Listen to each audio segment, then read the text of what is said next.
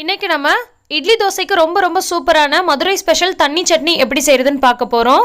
ரொம்ப ரொம்ப சூப்பரா இருக்கக்கூடிய இந்த ரெசிபியை சட்டுன்னு செஞ்சிடலாம்.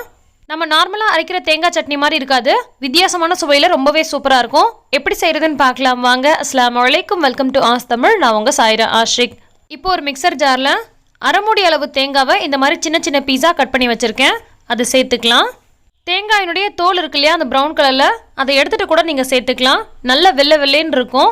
நான் இன்றைக்கி எடுக்கலை, அப்படியே தான் சேர்த்துருக்கேன். மீடியம் சைஸ் தேங்காய் அரை மூடி அளவு தேங்காய் சேர்த்துருக்கேன். அதுக்கு அரை கப் அளவுக்கு பொட்டுக்கடலை சேர்த்துக்கலாம். நம்ம ரெகுலராக அரைக்கக்கூடிய தேங்காய் சட்னிக்கு தேங்காய் எப்போதுமே கொஞ்சம் கூடுதலாக சேர்ப்போம், அப்போ தான் டேஸ்ட் நல்லாயிருக்கும்.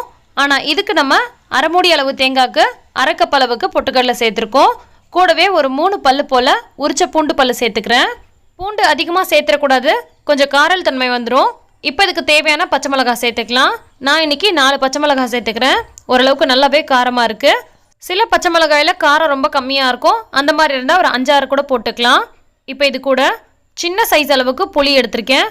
சின்ன நெல்லிக்காய் சைஸ் இருக்கு இல்லையா, அந்த அளவுக்கு புளி சேர்த்தாலே போதும், நிறைய சேர்க்க வேண்டாம். கொட்டை இல்லாத புளியாக பார்த்துட்டு சேர்த்துக்கோங்க. இப்போ இதுக்கு தேவையான அளவுக்கு உப்பு சேர்த்துடலாம்.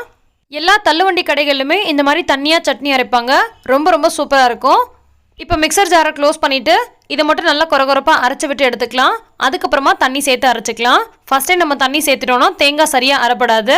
ஸோ ஃபஸ்ட்டு இந்த மாதிரி தண்ணி சேர்க்காமல் அரைச்சி எடுத்ததுக்கப்புறமா அரை கப் அளவுக்கு தண்ணி சேர்த்துட்டு மறுபடியும் நல்லா அரைச்சி எடுத்துக்கலாம். அதுக்கப்புறம் எவ்வளோ தேவையோ தேவையான அளவுக்கு தண்ணி சேர்த்துக்கலாம்.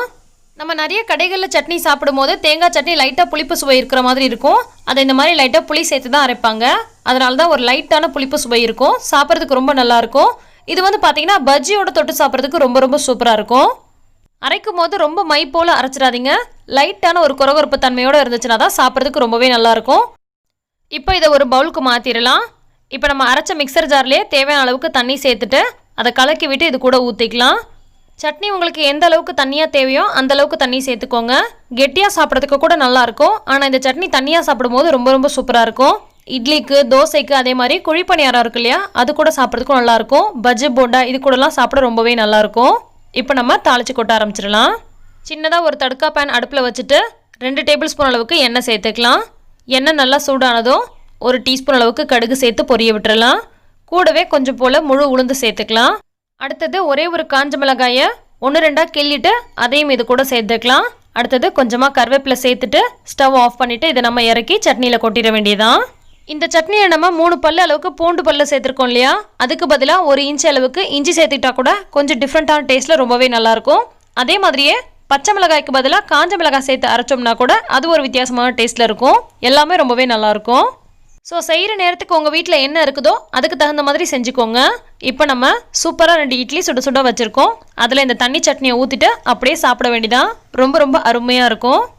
இந்த தண்ணி சட்னி ரெசிபி உங்களுக்கு பிடிச்சிருந்தா லைக் பண்ணுங்கள், மற்றவங்களுக்கும் ஷேர் பண்ணுங்கள். எல்லா புகழும் இறைவனுக்கே. நன்றி.